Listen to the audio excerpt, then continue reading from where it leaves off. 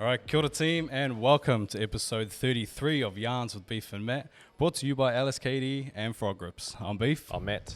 And joining us today, we guarantee you'll know this man's name. He's a day one Yarns supporter, but he is also the owner of Brown Pride and CrossFit South Auckland, Jonnie J-Boy Timu. How are you, brother? All good. Shut team, shuffle. Hey. I was waiting to do my, and I'm J-Boy. Well, Julia said the same thing. We might have to bring that in, Yeah, eh? you might have to. How you been, bro? How's your morning been? All good. Yeah. Just done some redos of 24.3, but yeah, it's all good. All good morning. Yeah, we got here and you were just kicking it off. Those three girls are pretty gun. Who were they? Yeah. That was Shan, Tia, and Esther. Yeah. So we're just trying to get to the outdoor touring, and yeah, that was our last sort of water decider. So we had to do a redo and push them. Yeah. Yo, Mm. all good. Yeah, got treated with a show straight off the bat. That was good, man. Good vibes, good energy. Yeah. That's mean in here. Like, set the scene. I don't know, maybe we'll do a little thing on our story, but like, you got the barber shop off to the side here. Yeah. You got your like office set up out there, Yeah, and then the gym is just, Yeah. man, when that music was cranking, that was a vibe. Merch is cranking out the back, ice baths, going for a Yeah, wander. yeah. That's mean, bro. Try to That's use every space we had. So we normally start these things off, get a bit of background on you, Yeah. which I want to do, but also it says established 1929. Yeah.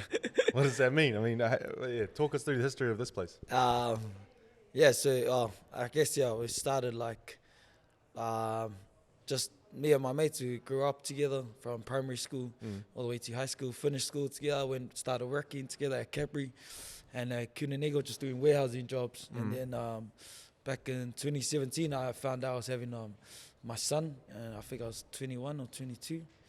And I was like, shit, my life's a wreck. It was like working with the boys Monday to Friday, then Saturday and Sunday, and all the way till Monday morning, like drinking, then just repeat. Then, one Saturday I just told my close mates, how about if we kicked off our own like little business thing or something like that. Then they're all for it. And then we just started slowly trying to think of ideas.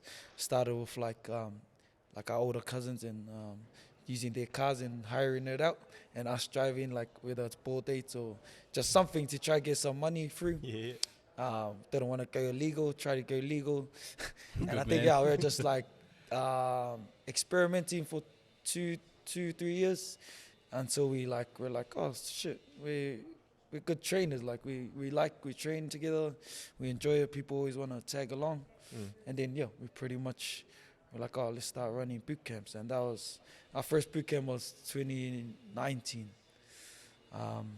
But the EST in 1929, that was in Samoan, we're all Samoans. And that was the first time we felt that Samoans picked up their balls and started fighting for their independence. Samoa didn't get independence till 1962. But New Zealand police shot some of the Samoan Mau leaders, which was like the chiefs and matais of the villages. And in 1929, they tried to march against New Zealand for their independence and got shot up. And I just felt, for me, that was the first time we had the balls to sort of stand up for our people and do our own thing. And that was years ago. So it was just more, for me, it was really the first time our people were proud of like our little nation and our little villages and shit. Yeah. That's really cool. I thought maybe it was like, I don't know, like your dad or your granddad like started it. That's a mean story. Yeah, because I think if we were like to write ever since 2019, it would be like, oh, fuck, these guys are little shits. That's what it says on my gym. We're just like, oh. I better change it. I always like get fascinated by like Dickies and all those like big brands, and it like has like ages ago. And I think like 2010, like vintage stuff started becoming the shit. Like everyone just was going back to old school, like 90s eras, and I just thought it would look cool, 1929. That's mean. That's such a cool story. I like that. I like that a lot. Yeah, I was on the same thinking pattern as bro. I was like, oh yeah, is this like a pre-established business you've just taken over? Yeah. But I love that, bro. It's like, it's so different, and it's just representative of you and your culture and being proud of being Samoan. Yeah, we were never like, people always like mistake that, or like the other thing is because like it's our 6 mates, or me and my 5 mates that don't. Some people like, you know, with the whole primary, everyone thinks we're like 6 gay dudes. So we were like, oh shit, it sort of backfired on us. But nah, it was just, yeah, it just went the wrong time, and then lucky we kept that EST 1929. Then people start asking, oh, what does it mean? And that's pretty much our backstory. I didn't even feel my grandpa or my dad was alive then. Oh, true. Yeah. So yeah, it's just cool. So, well, that's mean history on the gym itself, but like, so you and your mates, who are your mates first of all? Give them a so shout we out. got T. I try to get T to jump in the podcast. He does all our accounts, our admin, all our behind the scenes. We got Jai, who's at the back with his merch. He's the sort of mate that you just leave and he's drawing his own shit on his desk. So now he does all our merchandise. There's Reg, he's out. We do contracts for Ministry of Education. He's out at our local school running mentoring. Then we got Talili, he runs jiu-jitsu at school. And then we got Tino, who's meant to be running the gym, but he moved over to Australia for rugby and now he's living there. Yeah. And yeah, our hopes is that we can open a branch with him in Oz. Over there too. Yeah. Shit, So that's that's cool. our next goal. Yeah. Going global. So when you started your boot camps, where were you then? Obviously, did you start here or? Oh, no, we're at La Salle. So we were running some rugby teams and mentoring at La Salle, our old school. And then, in exchange, they were like, oh, can you train the staff? And I was like, oh, yeah, we'll train the staff. 7 a.m., train staff and students for free if you let me train my mates and our boot camp at 6 a.m. And they agreed with it. And then, yeah, our first boot camp in 2019 was like 21 people. Yeah. And then by our 4th 6-week boot camp, we had 418 people like jamming with us. Like that just went like, Damn. yeah, it was like it was 6 weeks, then a 2-week break, then 6 weeks. Like when 21, then like almost 100, then like 200. Then our 4th one was like, it was massive. And then the school like we're like, oh, I think it's gone too wild. Like, yeah. And then that's when when T, he's like our brains and our he's the mature one of our group. You know, you always have that one mate that growls off everyone doing dumb shit. Yeah, he was like, oh, maybe we should start saving to move into a spot. And then, yeah, thankfully enough, like we got bounced by heaps of landlords. And this guy that was here was like a Pākehā Māori dude. And he was like, bro, I like what he's doing, moving. So, yeah, we moved in and here we are 3 years this month since we've been here. Yeah. Bro, that's massive. That's massive, bro. 400 people to a boot camp. Yeah. Like that. Like boot camps are pretty grassroots, and it's really, you know, I suppose. Like, do you have a team running those boot camps, or was it all you? No, it was like the 6 of us. Like those, Yeah. out of the 6 of us, like we just had different skill sets, but like those guys I take a bullet for. Like I know they have my back as much as I had their back. Yeah. And those, they weren't really like, if anything, out of the 6, you'll notice there are probably only me and Reg are like front on people, all the rest they're like quiet ass guys. Yeah. So I forced them into like running classes and doing content and but now like with the 6 of us, we got more barbers on, we got content team on, got coaches and stuff. But yeah, just started with just us 6. Just started with 3 of us at first, and then slowly as it grew, brought the other boys on as well. So yeah, it's been cool. Did you like at the start? Did you know that you like you wanted to blow it up and be sort of like on the path that you're going now, or were you just doing it because you like fitness? I wanted to like, I think like the integrity to the boys. Like I told them one day we'll be eating from this. Like we just put in the hard yards, we'll all be able to eat and feed our families from this. So like from even when I was just like writing ideas of what we're gonna do, I say we're going like massive. Like we're gonna be the biggest sort of hub in South Auckland, or the biggest gym in South Auckland. That was my goal, and I said, we're gonna go to the world even before it happened. But I just truly believed in speaking it into existence, and like we're not there yet, but I believe we're slowly like growing our name in South Auckland and for our community and stuff. So I've always I think I fought bigger than what we actually were, but that just made me relentless on trying to chase that. now I have to keep accountable to what I said. That's awesome, bro. You gotta have that drive though, and it's mean that you've got a team of boys together. And like, how did you guys come to be? Like, did you just all meet at school and just like click straight away, or? Yeah.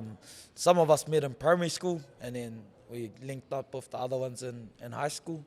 I'm related to 2 of the 6 boys, but yeah, we just clicked like, and we've done like crazy and dumb shit together, and we know we've seen each other at our worst and we've seen each other at our highs. But yeah, those guys are like brothers to me, and like they're family to me. So yeah, it just makes it even more rewarding that we're all able to sort of support our families and somewhat, and just be happy, I guess, because we're like working with each other. Like, it still feels like surreal that we're like working with our mates. Yeah. Yeah. Shit, that's cool, man. Yeah.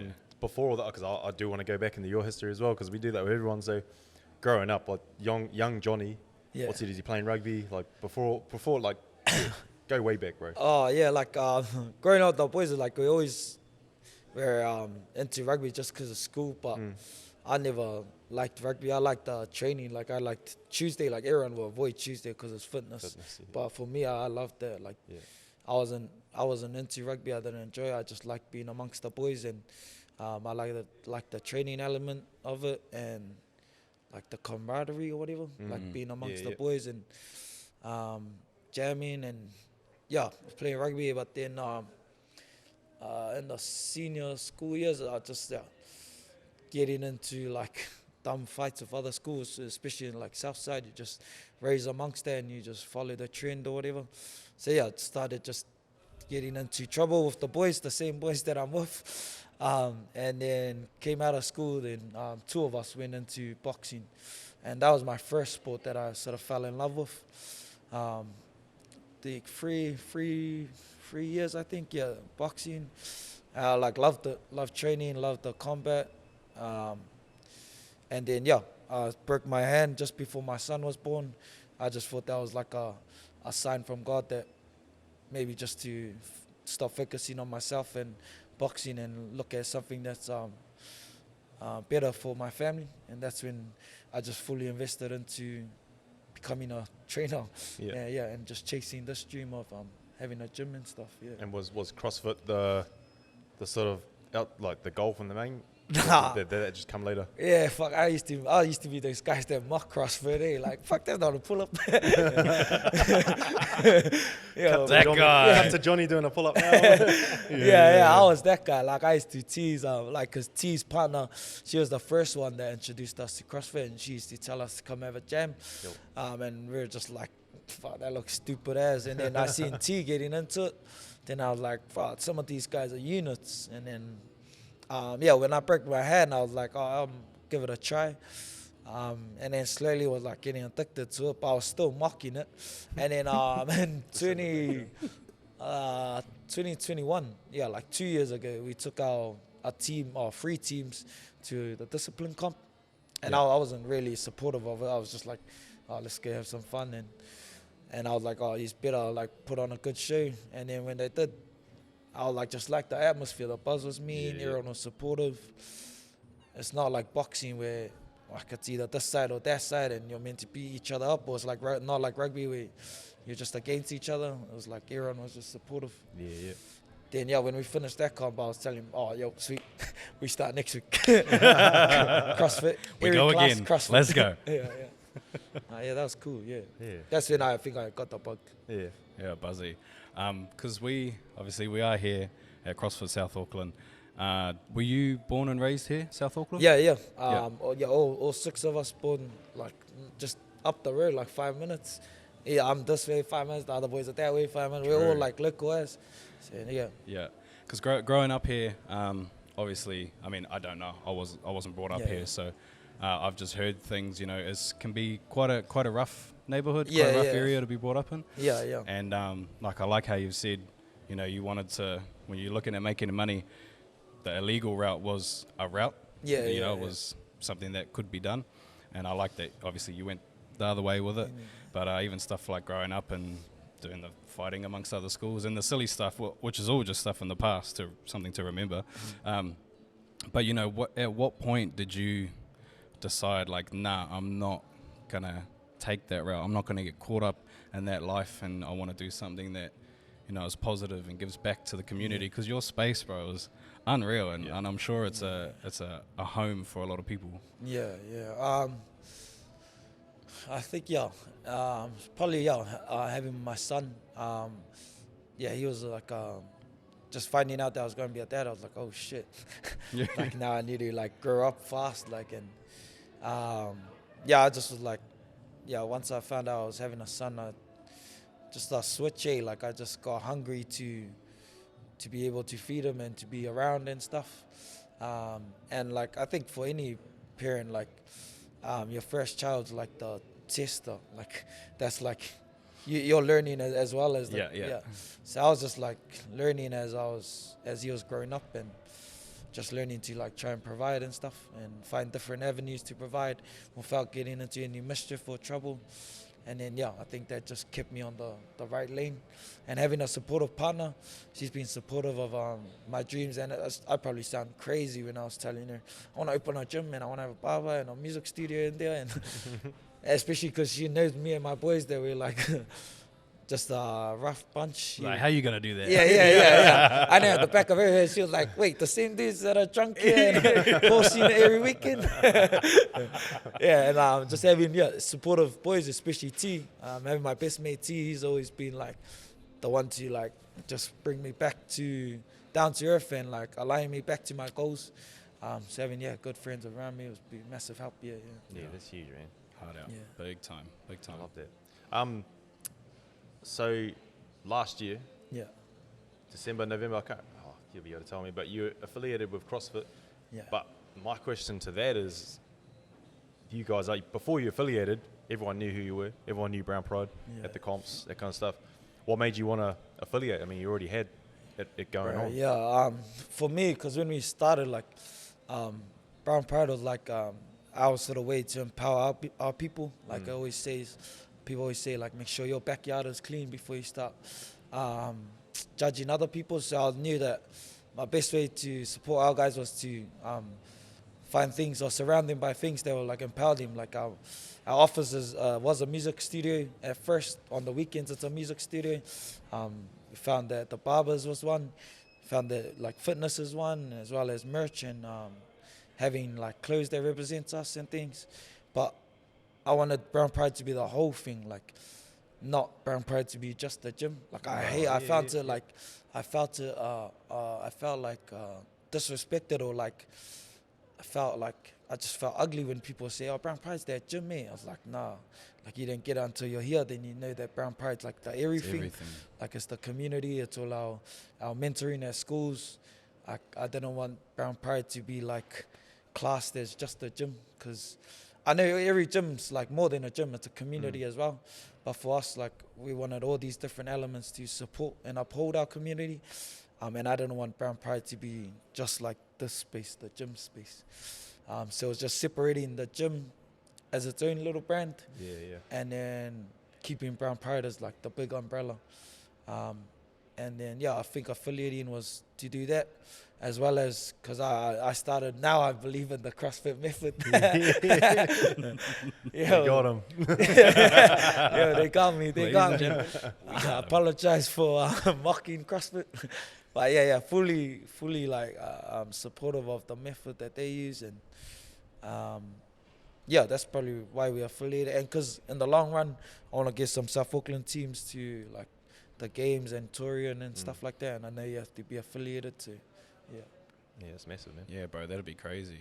That was another question I had, is obviously the recent affiliation, but do you have any athletes, or even yourself, any aspirations to go to the games, go to Torian, like other than just an outside team, like really having a crack to make the games? I think like the games, well, for me personally, I just want to make Torian. Like I want to just make the Torian floor. That's my biggest goal. I don't have any goals for the games. Like I want to train teams. Like I find my calling, or where my heart lies, is like coaching people. I enjoy that. Like I enjoy someone else getting a PB rather than me getting a PB. Yeah. I'm just like, oh yeah, cool. But when I see other people getting PBs, I'm like, shit. That's me. Something I said or something I done has helped support them get there. Yeah. So my goal as a coach is to take our team to CrossFit Games. My goal as an athlete is just to have a crack at touring floor. Yeah.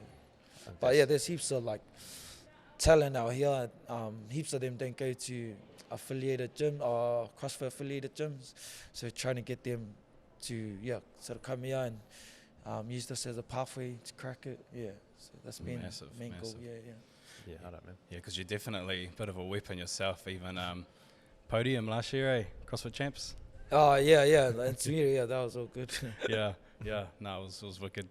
Hearing your name get called out, because little behind the scenes, Johnny's been supporting us. Yeah. Like since episode 1. I remember the first message. I'm like, ooh, and then just heaps of them come from. I was like, hey, this guy's the man. Yeah. Like, he's real supportive. I think one, like the first story you sent through was you just watching our body on the TV. which is massive because like we had like 90 followers. I think, Yeah. you know, and this guy's like watching it, but I was like, oh, someone's watching. I enjoy like podcasts, and then like I always want to like some local scenes and like some people we can relate to, and then I always look up to like the CrossFit athletes, and I found a massive respect for them once I started like jamming properly. Then I was like, fuck, when's a podcast of like around these ways? And then when news popped up, I was like, oh yo, Sweet. got me a weekly podcast. I'm glad we got him before you, because if there was a Brown Pride podcast, man, we'd be nowhere. Yeah, because we always wanted to do podcasts, but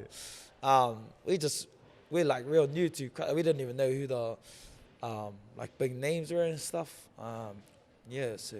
Well, that was the whole dynamic because I've been doing this for like 10, 11 years now. Yeah. And like I was in the same boat. I wanted it, and I had all this useless fucking information in my head about CrossFitters. And then the bro knew how to use a camera and was falling in love with CrossFit. I was like, bro, let's do it, man. Yeah. How that was mean when once you kicked off, because I've always wanted to understand like how their journeys were, and like how did these guys crack, or how did they coach people to crack it. Exactly. That's how I was hard out into it. Yeah. Exactly, and that's exactly what we wanted to put to people, is like these, superhuman people that we see them as. It's like they are just human. They have the same battles, and they've been through the same stuff, and so it's cool to bring them down to an achievable level, because then everyone can.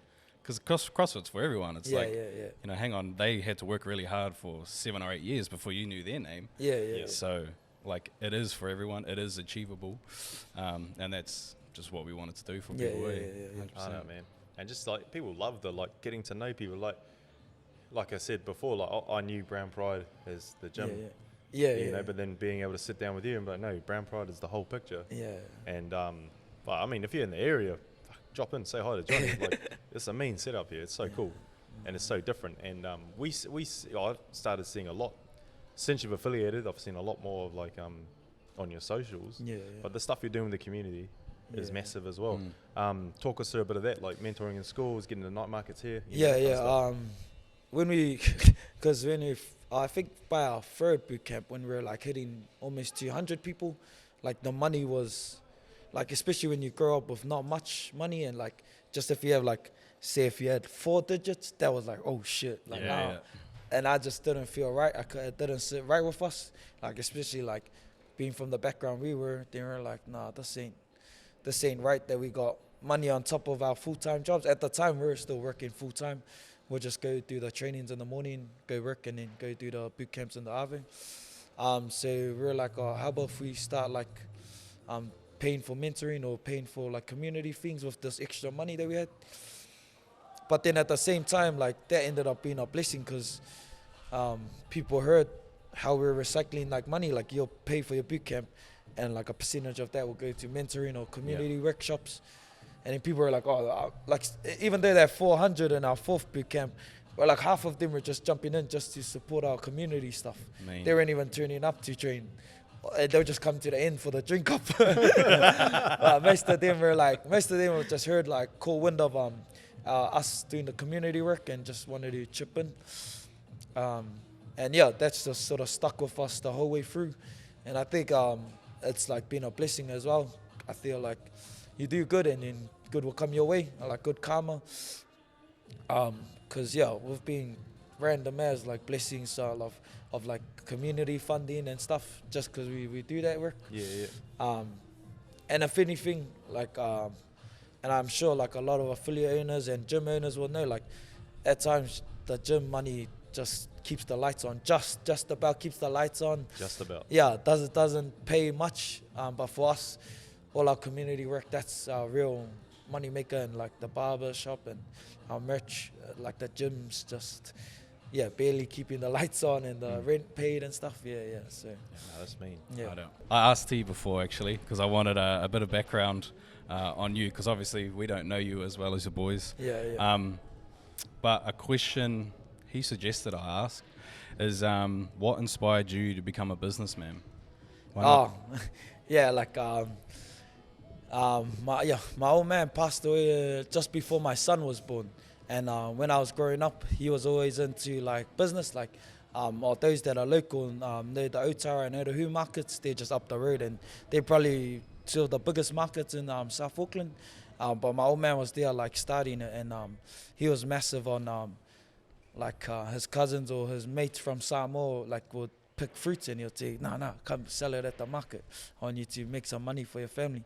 And I was always going with him on those Sunday mornings, early mornings, to set up the markets, and I'd empty the rubbish bins, and I just see him like encouraging just the average Joe to like come and sell your stuff at the markets. And just learn, when I was growing up, I was like, why is this guy dragging me along to all this?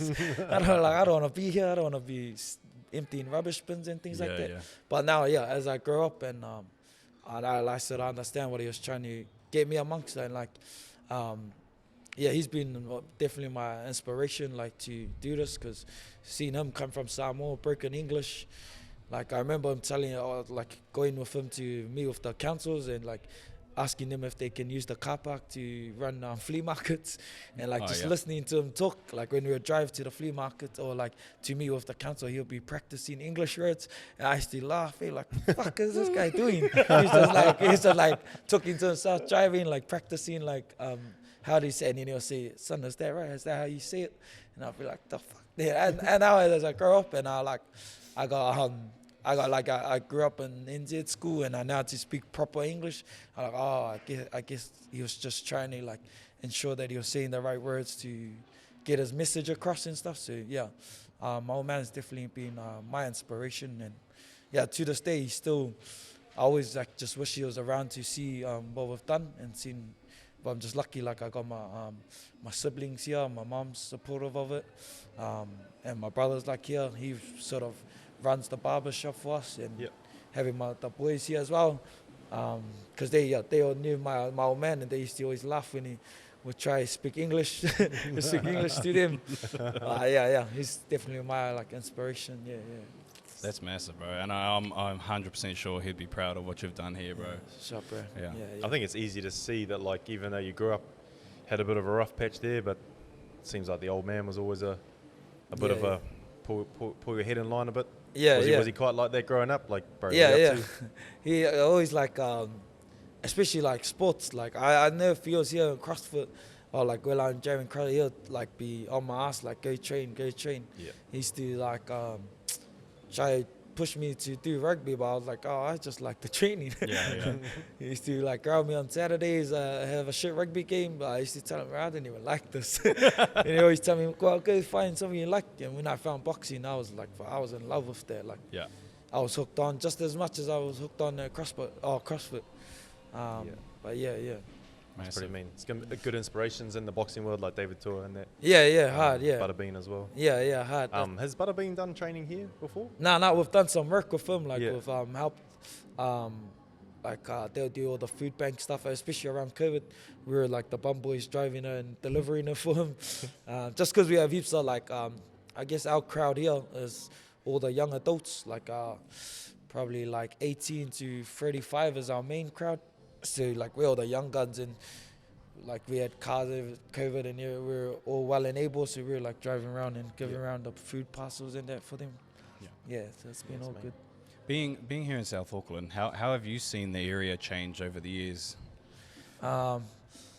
No, it's been like, I guess, roller coaster and stuff. I think that's the other thing we're trying to break is like the whole stereotype and just the own like sort of change that South Auckland people got tied around their heads is like that we can't make it to a certain point because we're from South Auckland, or I can't do this, I can't do that because I'm from South Auckland. Yeah. That's sort of the mindset we're trying to break. And over time, I think people are slowly realizing that it's sort of a blessing that you're from South Auckland because you got like heroes coming out of here. And like I think back then when the news and stuff were real bad, like on like just drilling South Auckland, like calling it a bad place, like we believed that. And now that news is sort of not as bad as before. Sort of now where people are like, oh no, it's a all good place. As I grew up, when I was like younger, I was like, that's sort of why we call it brown pride. I was ashamed of being from South Auckland and ashamed to be brown. I always used to think, fuck, I wish I was born white. Like, I just wish I was born white and on the North Shore or something. Like, that was my mindset. And then it wasn't until like around COVID, then I was like researching like history of Samoans and Polynesians and Māoris and like our migration around the world and stuff. And I was like, shit, it's actually cool to be brown. And that's why, we named it Brown Pride. I think just as a young teen coming up in the news and was shitting on South Auckland, I was like, fuck, I wish I was white and from North Shore or from somewhere else. So, it's definitely changed, Easy to slip into that mindset too. I like what you said, how people sort of feel like they can't get ahead just because they're from South Auckland, and that's a bad mentality to have. Like, it's the same thing I sort of had to go through it when I was growing up, as coming from a small town, like the small town mentality of, this is as good as it's going to get. And I was like, I sort of always challenged that narrative and was like, nah, like other people have done it. Like, why can't I? But I think that the news thing's rubbish because there's like no one's perfect at the end of the day, but every single town, every city in New Zealand, like there's some bad people, and they stereotype the majority for the minority. It's I grew up in TA. There's a few areas around there, it's like, be careful. And then there's, same thing in Tauranga. It's like no one's whatever, not included in that, but just because I think it's probably because it being Auckland, and there's always been a spotlight on Auckland, and that's why we call everyone Jaffers up here, but but it's like because the spotlight was on you, and just the stereotyping that as a bad neighborhood and just blowing that up online for attention or for clicks or for whatever. I think it's rubbish. That's everywhere. But fucking everyone falls into it. Like the whole being from, so we're from Te Awamutu. It was like, I love Te Awamutu, but I always used to think like, oh, I can't wait to get out of here, go to the big smoke. And then like people who've like gone overseas were like messaging me, oh, I can't believe you're still living there. I was like, bro, what are you up to over there? So you're just doing the same shit in a different town. Like you're still partying, doing drugs, drinking, and working for someone. It's like, fuck, bro. Like I opened a business, I run a gym now. It's like, I'm still in TA, but I fucking love TA. It's mean, TA's mean. It's heaps of like, it's not a city. Fuck the city. Hard. I know, like, I barely went out of like Auckland until after school. Like my partner, she's from Rotorua, and then we started going like to Hamilton and shit, and I was like, fuck, Auckland's not all that. It's just got fucking traffic and fucking big buildings and shit, and I was like, it's not even all that. But it's just like that mindset when you're young, like you just think you're trapped to that stuff. But as you grow up, I think it's just comes with maturity. Like just start seeing all the opportunities, and you start like neglecting the excuses you grew up with. It's mean to see your passion come through. Like I saw a story the other day, and you're literally saying like how blessed you are, like how much you love South Auckland. And I think seeing, because you're obviously a mentor and a role model to a lot of people now, them seeing that, they won't grow up the same way you grew up with that mentality of going, oh, South Auckland is shit, I need to get out of here. They're seeing that and they're going, it's not that bad. That's where I was going. It's the role models, and like you say, a lot of good people have come out of South Auckland, and you need people like yourself to sort of show everyone that it can be done. Because it's a huge thing, man, is belief, and like even Dean trying to get, you know, CrossFit Games athletes over here Yeah, yeah. so that you can go against them. And so you're like, oh, actually, I can do it. And us trying to humanize these athletes to inspire people that, yep, you can do it. It takes a lot of hard work. Yeah, yeah. You're going to hate it, but Yeah. you can do it. And just the role model that you are to a lot of people, bro. Thank you for that, because Sharp, bro. inspiring heaps of people. Yeah. Everyone said it as well, you know. Everyone likes the work that you're doing over here. Yeah. You talk to anyone, obviously we're in the CrossFit world, we're not in the other worlds that you're in, but everyone in the CrossFit world's like, Brown Pride, CrossFit South Auckland, doing some good things. When you show up to a comp, bro, you Hey, show up. there, bro. You show up. Hey, how about that final, the rope climb final? Oh, yeah. I was gutted because my team only got one round. Oh, yeah. we were the slow team. That was me in programming, that one. Yeah. Oh, I Shout love out to our that, bro. coach, Luke Fisto. Yeah. He was when he done that, I was like, fuck, that was smart. That was a gangster finish. Fun, bro. Yeah, that was a mean finish. Yeah, hard out. So Luke Fiso is your coach? Yeah. That's me. Yeah, so I was like first nationals was not last year, the year before, 2022. Yeah, that was we just done like 2 comps by then, and then T was like, so let's get nationals, and I'm like, oh yep. Then I saw, and Risa is T's partner. She was like, I used to say, I doubt any Samoan could ever be the best in New Zealand, and she was like, oh, there's the Samoan Luke Fisa, he's been the best for ages. Yeah. And then we went Nat, and he was there. Then I was like, oh shit, I want to ask him how he became the best. And he was just like humble as, cool as, dude. I was sacking it to ask him. One of our members just was like, oh, okay, just tell him. How do you be great? Yeah.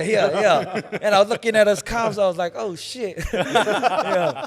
Everyone knows those calves. Yeah. Everybody knows those calves. Then I was like, I went and asked, and then he was like, oh, I can coach you if you want. Like, just message me. And I didn't believe him. And then I think the next year, I messaged him, or he saw one of our Brown Pride stuff, and he said, bro, you said you were going to message me about. Then I was like, oh shit, this guy remembered. Yeah. And then I was like, oh yeah, I'll jump on. And then he started, coaching me like mid last year. And definitely like excelled my game and just like helped our whole community. He's been a massive support. And like even our guys, I always tell them, bro, like I used to not believe that we could make it, but if that guy can make it, he's just like us. There's this whole like mentality that Islanders and Maoris are just the strong guys and not the fit guys. I was like, but look at Fiso, top of NZ for ages. Yeah, he ain't strong at all. Yeah. So look, you're strong. Yeah, so he's been a massive help, and he supported us with the whole affiliation stuff and just learning how to do CrossFit and stuff. He's been cool. Yeah, he's at L3 now, He's one of the big dogs. Yeah, so his program is mean. Speaking of, how's your fellas L2? These fellas done the L2 together. Yeah, oh yeah, that's cracker. See this guy. That was crack up. How'd you find the L2? I've already said Yeah, all that it was good. Like I enjoyed it. It was cool. Like, I think being amongst other coaches, especially me, like I'm still fresh as to CrossFit coaching, but I was learning heaps. Just like, even when it wasn't my turn, like just like watching the other dudes coach, I was like, oh shit, Yeah. I didn't even do that, and like just picking up on their experience, I could definitely see like the experience like show in those coaching things. That's enough about me, because obviously you were talking about me there. Hey, shh. Nah, it was me, no. I like that course. Yeah. So that was a quick turnaround for you. When did you affiliate? November last year. And you got your L1 a year before that, maybe, or? Yeah, beginning of last year. Yeah. So you get your L1, you affiliate, and then they turn around and L2. go, you need your L2.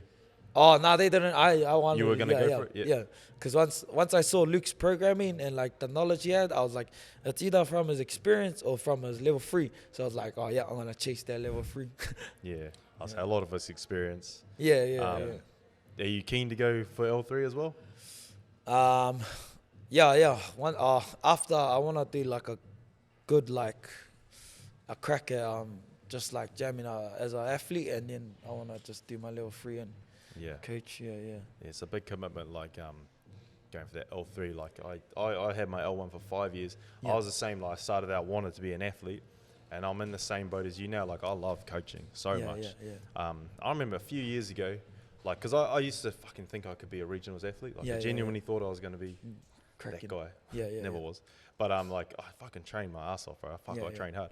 And I remember when I started coaching, one of my mates who knew that I used to compete in that, he was like, bro, like, why don't you compete to show these athletes what's up? And I was like, no, like, in my opinion, a coach should never be better than their athlete. Because, I mean, at the start, no worries. But, like, bro, there's nothing like, I've had athletes that could, like, toes me up now. Like, absolutely show me the ropes. But, like, they still come to me for advice. I was like, that is a good coach. I put it like this, like, Steve Hansen isn't going to fucking outplay anyone on the All Blacks. But he's the man. He's a good coach. So it's like, a good coach should know what they're up to, be okay at their sport, but should never be better than their athlete, because then you're missing the whole point of being a good coach. I haven't toasted them up for a while now. My knee. But, be back there soon. Wait till my knees are right. And, No comment? No comment. I redid that. You know that 5 by, this is another tangent. You know how we did the lifting at the L2? I redid that and got to 125, eh? Oh, mean, But like, bro, that one, what did we build up to? 115? I think so. Bro, that was heavy. Oh, gee, And then, a week later, I got 125. I was like, man, were we that smoked from the weekend? I don't know. Yeah, I think that morning we had team training, and I knew I was like, I couldn't, but I think just the vibes, these guys that pushed me and the other guy was pushing, I was like, just have a crack. No, that was good buzz. Good buzz. Yeah, speaking on PBs, bro, you got some big numbers, eh? I remember last year you posted up your numbers, and I was like, nah. And then the following slides were like all the proof, and I was like, here's all the receipts. I was like, oh, okay. Oh, he's him. Because I was a similar mindset, but my one was like, if I want to go into coaching, like fully invested, I wanted to at least like know what I'm doing. So I just was like giving a good crack, so that when I get to coaching, at least I know how to guide the athletes. Get a good experience. So I was just having a crack at all of it, and especially getting Luke on board. And like the powerlifting coaches, like T lifts, he's strongest in NZ, powerlifter. So he like helped us with our powerlifting. Then Luke's helped us with CrossFit, and Kyle, he's an ollie lifter. He's our physio. He's helped me with ollie lifting. So we've got like a whole village that's supporting us, getting those PBs. And when you're here, when it's like, when the iron's hot, where over here it turns into a jungle. That's what you want. That's what you want. So, and then you're just like, you're just bound to get a PB. Oh well, if you're gonna come to CrossFit South Auckland, bro, do you get like the old arrogant person new maybe walk in and they're like, whatever, and then you're like, oh, watch this. Like it's, I always laugh at the people that like or look down like CrossFit, see some like, fuck, he's like Bailey Martin, like that guy's like, you'll never guess. Like there's some days that you just look at like, nah, Jack. When they're lifting, you're like, holy shit. Because I know like there's some, like especially ourselves, like we got some big boys ourselves, and they come here, then they see like the little boys like loading up their bars, and they're like, I can see in their face, they're like, nah. That's not happening. And then when they see it, they're like, holy shit. That's what I like about CrossFit, like whether you're small or massive, like doesn't matter, you're balanced out, like you have to be good at everything. I asked Aiden this, and I think we should ask all the affiliates this. Is there a member or someone who comes here who inspires you? Because obviously a lot of people are coming here and you're their inspiration. Is there anyone who walks in these doors, whether they know it or not, who inspires you? I think all of them, like most of them, like especially those that are working like just the normal jobs, like I take my hat off to them for not like going mental, like because when we were working, lucky we were working all together, me and my boys, but if I was by myself, I would have hated that, like, and for them to come at the end of a shit day at work, for them to still have the audacity to turn up to the gym and try to give their best. That's why I always like encourage them when they're here. Like, good to see you. Take it out on the weights, take it out on the boxing, whatever. But yeah, I always admire those that work job and those that have kids or those that are running their own hustles and stuff. Like, I buzz out, cause I guess for me, like, I'm lucky I work here, so it's not a wow that I'm turning up every day because I have to. Yeah. But for those that are like, some guys drive like, especially in Auckland traffic, like fuck, hour to get here just to have a jam. Yeah. Yeah, I admire those guys and I find those guys inspiring. Yeah. That's Hard, amazing. hard. I do have a slightly more playful. I wasn't going to ask it because it might be a little controversial, but harden up. Start cut bench. This is someone told me to ask this on the weekend. Start I wasn't cut going bench. to. Start cut bench. Discipline games events. Cluster event series. NZ Nationals. Start cut bench.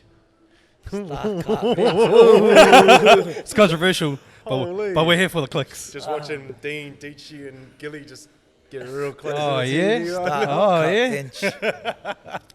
bench. Start cut bench. You're getting asked the same question. You're putting J-Boy on the spot. It's not about me, bro.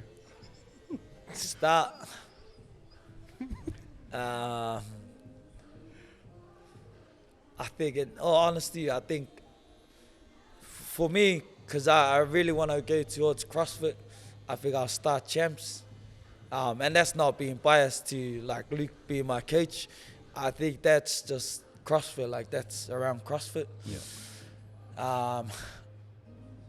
I think I'd cut Nats.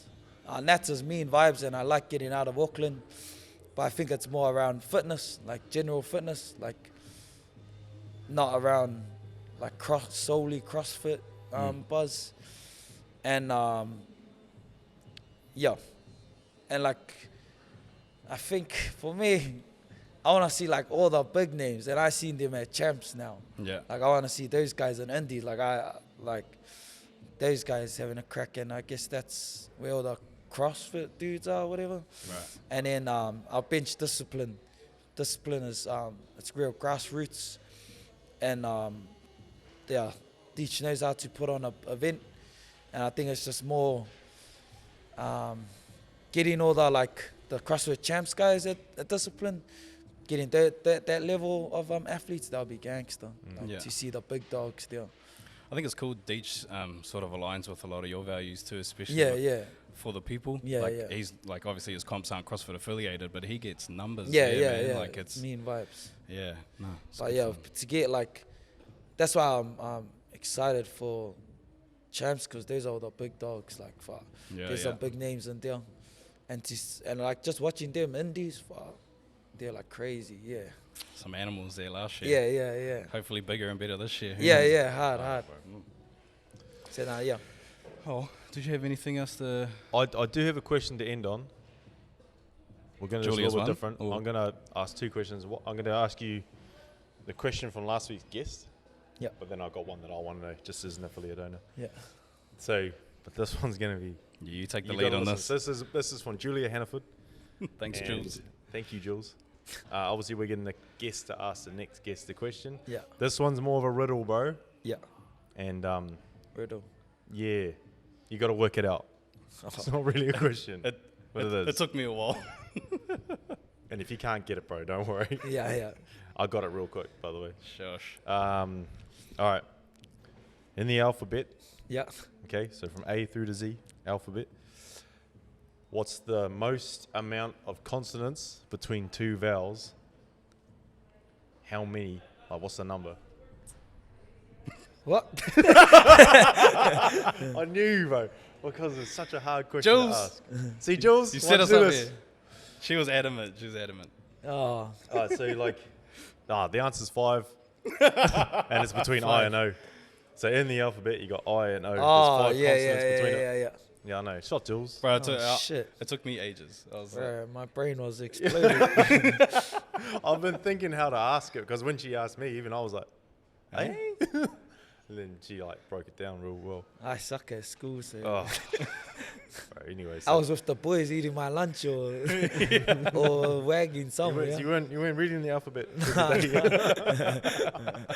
Nah, all good. Come up with your backup question, bro. Yeah. So I had this one. I asked Aiden this last year. So, and this doesn't have to be last week. Sorry, 2 weeks ago, when Aiden was on, I asked him this. You've only been affiliated not very long, so you can go off your whole sort of training experience. Yeah. But what's your biggest accomplishment since opening and being a trainer? It's always, it's always like, I think it was like our first year of opening, or was our first year or second year? One of the members, it was like, oh, bro, this one might be deep, but she came up to me and was like, it's like random as, I forgot what we were doing, and I think we were packing away from a class, and she was like, oh, Johnny, I just wanted to say thanks, and I was like, oh, what happened? And she was like, last week I was coming. She was like saying that she was going to kill herself, but she stopped at the gym to grab something. And I just asked her how her day was. And like for me, it's just like, that's just your like general reaction to anyone that walks through the door. Hey, what's up, how's your day? And she just said that like, that just switched her mindset. Just me checking in on her. And I was like, fuck, as coaches or as just fucking humans, like we take that stuff lightly, just checking in on each other. And when she told me that, I was like holding back my tears, like, oh shit, like something as simple as that, like I would never notice that. That's definitely my highlight was, and I still hold on to that. That's like some, especially when people like will post and say this is home. I'm always like, I have to get out of bed, because if this ain't open, that's not a home for like how many people there that look forward to coming here. So. Yeah, that's definitely been my highlight. That's a massive message, because there's been days where I don't want to get out of bed, and to anyone that's listening, there's been days where I've slept in, like throughout the last 5 years of owning the gym. Yeah. You know, there's been a few where I have slept in. Yeah. And it's good to remind yourself that that 1 hour. Because we're here all day. Yeah. But like it's only 1 hour of their day, and it might be the best hour of their day. And pretty much. Sometimes I do have to remind myself of that too, because I lose sight of that. Oftentimes. So that's mean. What a way to end. That's real good. Yeah. Mean. You got anything to add? No, bro. Just thank you for having us. Appreciate your time, giving us your space. Before we do wrap it up, is anyone you want to give a quick shout out? Just shout out to the boys. My main boys, they know who they are, our core team, as well as our members, and everyone that supports Brown Pride. And shout out to you for showcasing all the affiliates as well as the athletes. And like I think a good word is humanizing them. Like we're capable of doing what they're doing, and they're doing some amazing things, and it's good to tell their stories, because now we get a better sense of respect for what they do. Shout out to you for making your way out here and being in our space, and sure. Massive. Easy. Sure, brother. All right, we'll wrap it up there. Thanks again. See you, brother. Do you want to do the handshake, bro, and not get left hanging? Hey. Nice. Hey, see you. This is done. All right, peace.